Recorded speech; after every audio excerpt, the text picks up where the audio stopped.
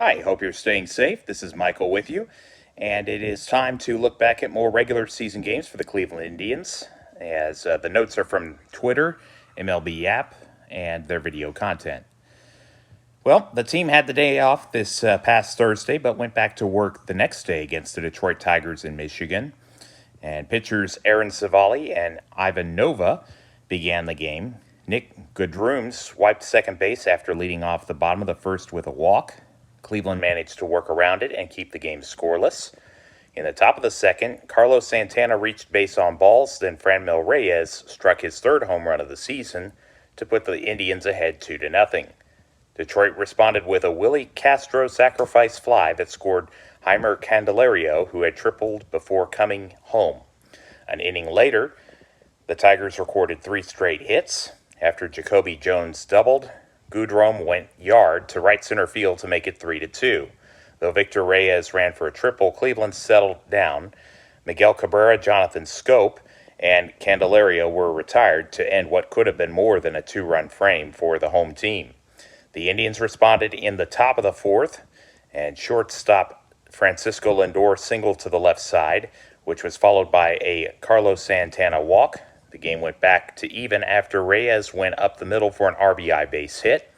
After a wild pitch by Nova moved both runners up 90 feet, right fielder Tyler Naquin hit the ball right to Candelario over at first, who threw to catcher Austin Romine.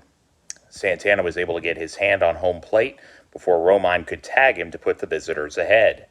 Left fielder Domingo Santana was next up, and he was able to break the game open with his home run to change the score to 7-3. With one out, Delino DeShields, the center fielder, found the left side for a hit, which ended Nova's evening. With Daniel Norris on the hill, Cesar Hernandez went to the right side for a base knocked. With runners on the corners, Jose Ramirez manufactured another run by grounding out, which allowed DeShields to score to cap off a 6-run inning. Savali put up 2 more zeros to keep the margin 5. Then, in the bottom of the 6th, he allowed hits to Candelario, Castro, and Romine for a Detroit run, but got Jones to ground out as his last batter. Cleveland did not sit on their lead. Kyle Funkhauser, who came in place of Norris in the 6th, walked Ramirez and Reyes. So with 2 outs in the top half of the 7th, Naquin drove in 2 with his first triple of 2020. James Karinchak and Cam Hill went 1-2-3 respectively to get the game into the 9th for Dominique Leone. After giving up a deep ball to Cameron Maybin, he got Romine to ground out before sitting down Jones and Goodrum to end the game. Savali got his mark back to a .500 record, while Nova finished with the same win percentage. Saturday, 3-0 Shane Bieber took on 2-0 Spencer Turnbull. Jose Ramirez in the 2 spot delivered a single up the middle, then stole second, but was stranded in the top of the first. Domingo Santana tried to stretch a single into a double, but was the 3rd out in the next frame. Detroit got their first base runner in the next half inning thanks to Schoop, but had to go back to the dugout after he was the first out at 3rd on a fielder's choice. The score remained a stalemate going into the 3rd frame. Sandy Leone and Oscar Mercado each took ball 4. The bases were loaded when second baseman Cesar Hernandez bunted his way on. Ramirez's second hit drove in 2 to take the lead.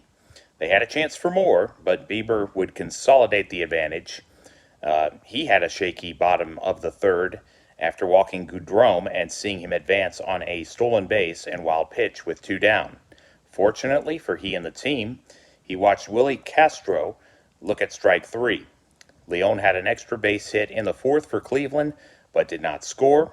However, in the 5th, Ramirez reached with 1 out, stole second, and later scored on Carlos Santana's double for the 3rd run by the visiting team.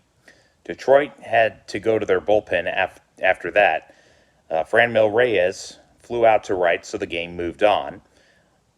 Austin Romine got on for the Tigers and later advanced up 90 feet, but Bieber struck out Victor Reyes to keep the shutout intact through 5. The Indians could not add another tally in the 7th after Hernandez and Ramirez were on base. In Shane's final inning, he got Maybin the potential tying run to ground into a double play. Cleveland saw Reyes and Bradley Zimmer walk with nobody on with Brian Garcia pitching, but Leone, Mercado, and Hernandez could not create that big hit. Brad Hand came in for the bottom of the ninth for Nick Whitgren. With Castro on first, catcher's interference allowed Schoop, the hitter, to put 2 on. Later, with Detroit down to their final out, Jacoby Jones's RBI double to left field plated 1. Maben grounded out to end the game, and the Indians preserved a 3-1 win at 22 past 9 local time in Michigan. Sunday was a chance for Cleveland to go for 20 consecutive wins against Detroit on the diamond in front of a national audience in the daytime. Both teams put a base runner on, but no runs came across in the game's initial inning. Against Michael Fulmer, Franmil Reyes put Cleveland on the board with his 4th home run of the year to lead off the second inning. Though the opportunity was there for a crooked number, they ended up getting it in the third. Ramirez was awarded first, then Francisco Lindor also hit his 4th long ball of the season. At 3-0, things were looking good, but the Tigers answered with hits from Grayson Greiner, Nico Goodrum, Harold Castro, and Miguel Cabrera to restore parity in the back half of the third. After Heimer Candelario's ground rule double put he and Miguel Cabrera in scoring position, Tim Timmons sent off Ron Gardenhire, the Detroit manager. In the meantime, Adam Plutko gave way to Phil Maton, who was able to get Kristen Stewart to hit the ball in the direction of Domingo Santana for the third out. Tyler Alexander was the Tigers' second pitcher. He came in with 2 outs in the third, but in the top of the 5th, Jose Ramirez found a pitch to hit as his launch to left field left the yard for a 4-3 advantage for the road team. Carlos Santana and Reyes would add base hits, but the game moved to the home half of the 5th. Dominique Leone was pitching for the Indians, but he conceded Castro and Cabrera hits up the middle. A wild pitch was sandwiched between those singles, and Detroit was back on level footing. After a walk, the ball went into the hands of Oliver Perez. The left-hander gave up a single, but in the process, Delino DeShields started a relay to Lindor, then to Sandy Leone, who applied the tag on Miguel Cabrera to preserve the tie. Cameron Maben then grounded into a double play and would receive an expulsion by DJ Rayburn. Leone would hit his maiden home run to the right side of the ballpark, putting Cleveland up a run. DeShields and Hernandez hits enabled Ramirez to ground out to push the game's 10th run across. John Schreiber, who began the 6th, exited for Gregory Soto. Lindor then drove the ball to left field for 2 bases, which brought Cesar to get the score to 7-4. Reyes then hit a solo home run versus Carson Fulmer in the top of the 7th, which would prove to be an important insurance run. Detroit threatened in the next half inning, but Cam Hill got the 3rd strike on Candelario with 2 on and 2 out. James Karinchak retired his 3 batters in order. Then Nick Whitgren saw Jones and Victor Reyes get the better of him, which made it 8-5. Cabrera walked 2 batters later, but with 1 out, Whitgren got Jonathan Schoop to ground to Hernandez, who threw to Lindor for the force at second. Then his throw to Carlos Santana was caught at first to end the game. Perez got his first win, and Schreiber was defeated for the first time. So after a day off, Tuesday came, and the Cleveland Indians got a 2-out walk from Lindor in the top of the first against the Pittsburgh Pirates. Francisco later got in scoring position, but the team could not score the first run. Pittsburgh, however, did in their first set of at-bats. Hits by Kevin Newman and Colin Moran got the Pirates' noses in front. Tyler Naquin did lead the second off by connecting for a double off of J.T. Brubaker, but again, no runs came across. Starting pitcher Carlos Carrasco got Gregory Polanco and Eric Gonzalez each to swing at strike 3 before forcing Jared Dyson to pop out, which set up the top of the third. Hernandez led it off with a double, which was subsequently followed by Ramirez and Lindor walks. A single by Santana scored 2. Franmil Reyes flew out to center, but it did the trick because Lindor came in from third base for a 3-run frame. Carrasco bended in the 4th, but did not break.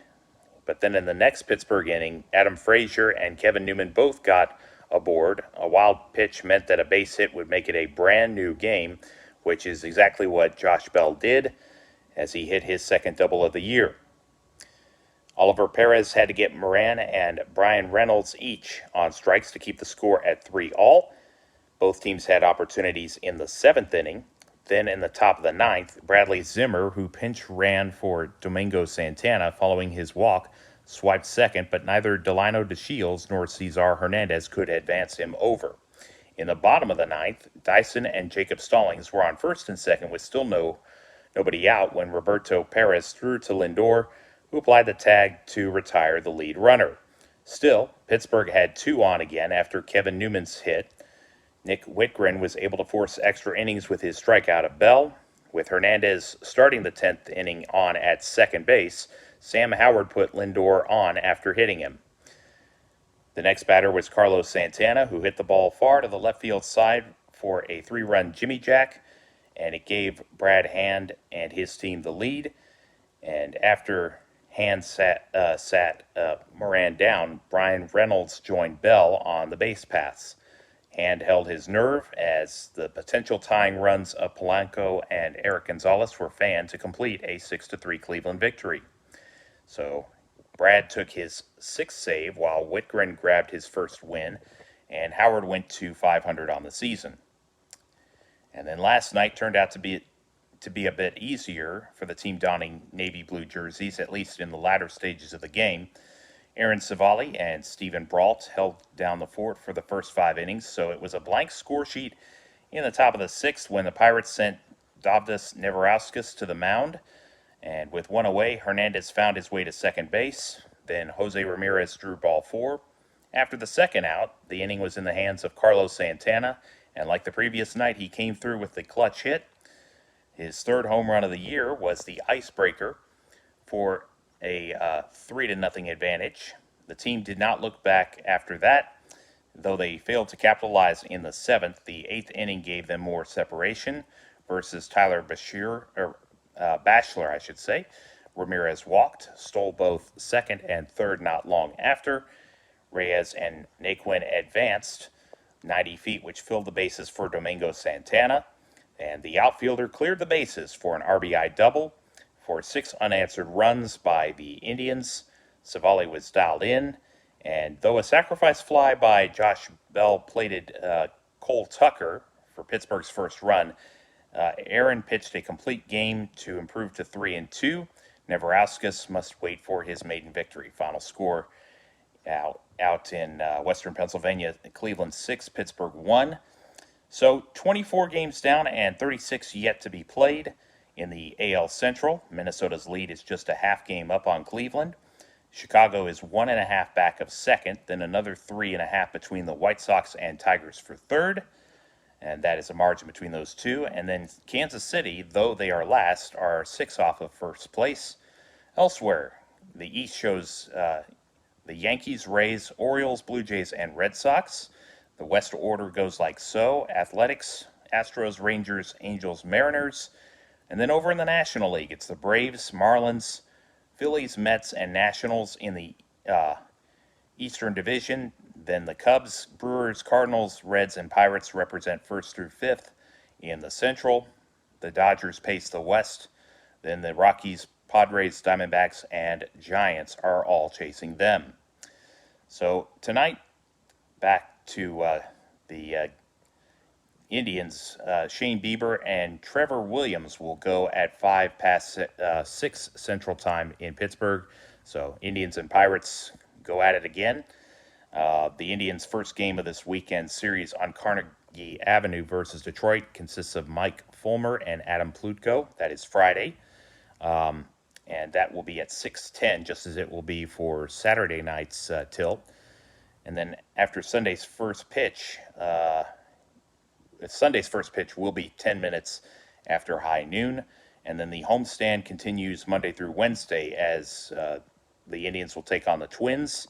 So each of those contests are slated for 10 past 6 before a travel day Thursday. So please check out the Facebook group North Texas Browns Backers page and hit the like button for the latest updates there. The text of this blog is available at http://www.mjbalesta2.wordpress.com. I'm on Twitter and Instagram at mjbalesta2 and on Facebook at Michael Balesta. Archive videos on YouTube can be found by searching Michael Balesta, Roman numeral 2. And if you could, I would love your feedback in the comments section. And if you like what you see, please hit the like and subscribe buttons. And hope you have a safe and blessed weekend. Thank you for watching. May God bless you, and take care.